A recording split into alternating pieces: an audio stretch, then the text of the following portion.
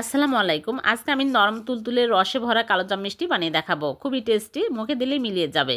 প্রথমে এখানে আমি মিষ্টি আলু নিয়েছি, সিদ্ধ করে খোসা ছাড়িয়ে নিয়েছি, গ্রেটার দিয়ে গ্রেট করে নিচ্ছি। তারপরে দিয়ে দিচ্ছি গুঁড়া দুধ হাফ কাপ, ময়দা 2 টেবিল চামচ, baking powder baking soda 1/4 teaspoon করে দিয়ে দিলাম।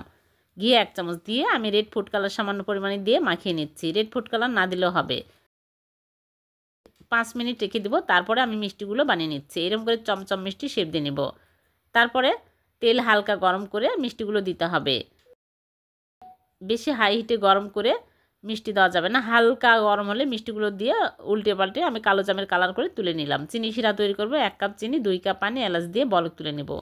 বলক উঠে আসলে মিষ্টিগুলো দিতে হবে। মিষ্টি ঠান্ডা মিষ্টি গরম শিরার মধ্যে দিতে হবে। দিয়ে 3 মিনিট জাল করে নিয়েছি।